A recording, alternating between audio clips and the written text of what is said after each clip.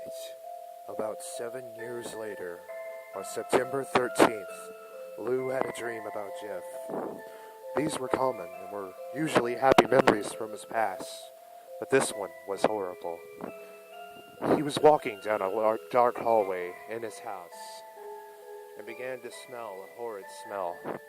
Wondering exactly what it was or where it came from, he followed his nose. It led him to Jake, the dog. It was leaning over something. Lou called to it and it turned around. He gasped at the ghoulish sight before him. Jake had Jeff's smile carved into his face. Lou was terrified. He looked at what that thing was gnawing on. It was Martha. Her body was bloody and mangled, her throat torn wide open, and her face carved and burned like Jeff's. Lou turned around and Jake sat there grinning. It then spoke in Jeff's voice.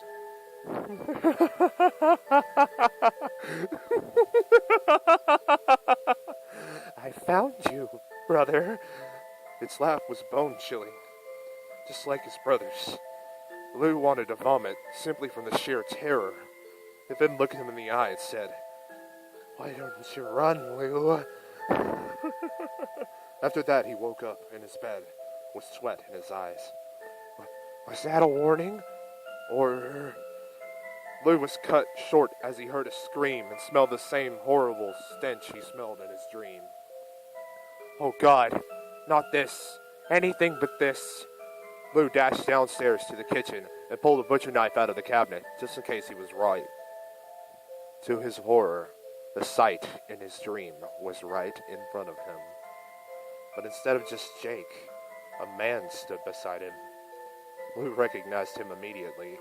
The eyes, never blinking, rimmed in black. The sick smile carved into his face. The bloody white hoodie, the black hair, the bleached white leathery skin. It was Jeff, the brother of his who killed everyone he loved and took everything away from him, was standing mere feet away. He turned, his ripped open mouth widening unimaginably wide in a massive, inhuman smile. He walked up to Lou and stared into his eyes. His never-shutting eyes seemed to pierce his soul.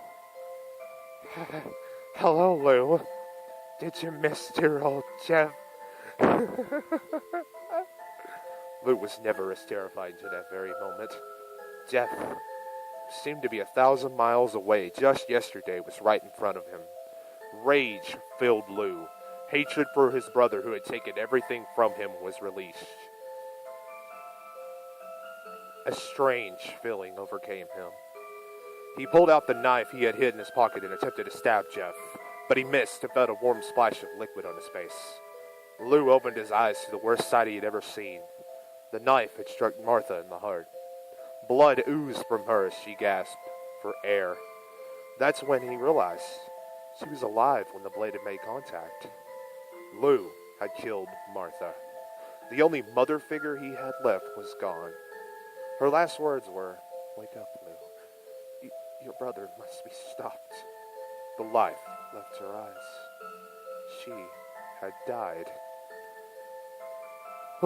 What have I done? Tears rolled down his face. He was a monster, like his brother. Jeff laughed at Lou's attempt to hurt him.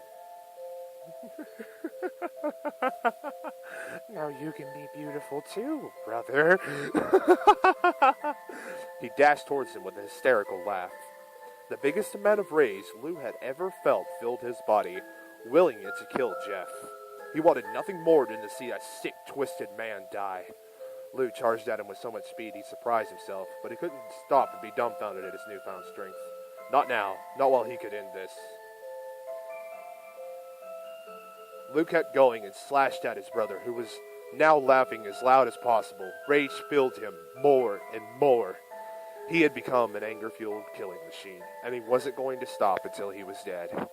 Lou charged at him, but Jake jumped in between them, as if to protect Jeff. Jeff laughed more. Have you not met my new pets?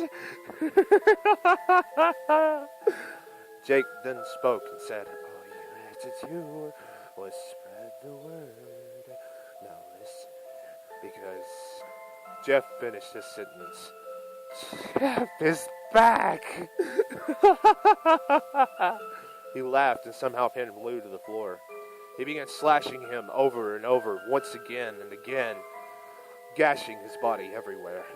Lou ignored the pain and blood and reversed it, plunged his knife into Jeff's collar over and over, repeatedly. Blood splattered across the walls. Die! Die, you fucker! Urgh! He screamed. He had become hysterical. Jeff rolled him over and kicked him out the window to the wall and bolted out the window. Just before he left, he said, "Wake up and see we're the same, brother. You're just like me now." Then all went black. The next day, he was woken by the sound of a metal door closing. Lou opened his eyes, and before him was Jason, Martha's husband. "You son of a bitch! You killed Martha, you sick, twisted piece of..." He was dragged out the door by a pale man in a lab coat. Lou quickly realized he was in a hospital bed, in an asylum infirmary. Lou was terrified. A man entered. The man had a dark expression on his face. "What's your name, son?" Lou was terrified, still frightened, shaken up. He didn't know what the hell was going on. "What's your name?" I'm Lou. Lucas Woods." The man dropped the clipboard he was holding out of surprise. "Jeffrey Woods' brother? Wait a minute. No, not again, no!" His yelling caught Lou off guard, and he winced in pain. This explains everything. You gotta be like your brother now, huh? Lost your mind?" He ran out the door to get a different doctor. I'm quitting. I'm done with this place." Lou was confused. Huh? How does the doctor know Jeff? Wait a minute. Lou quickly realized that Jeff had been treated here long ago. Another slimmer and smaller man walked in with a clipboard. "We have your information. Patient, Lucas Woods, also known as Lou. Age 17, height 6'1". Is that correct?" Lou was still wincing slightly. Yeah. The man looked terrified at what was on his clipboard. "Okay, reason for containment, insanity, and murder. Oh no, it's Jeffrey all over again. Don't move, monster. I'm getting the police. You need to be locked up like the animal you are." The man dashed out the door, terrified. Lou grabbed his face, and the feeling he felt when he thought Jeff had come back, completely overcoming his entire being. He now knew what Jeff was talking about. His mind was overtaken by the feeling. His sanity seemed to be dragged out of him by the monster he had become. Everyone he saw was just another obstacle between him and his brother's death. Rage and insanity overtook him. All Lou could do was kill. Jeff was right.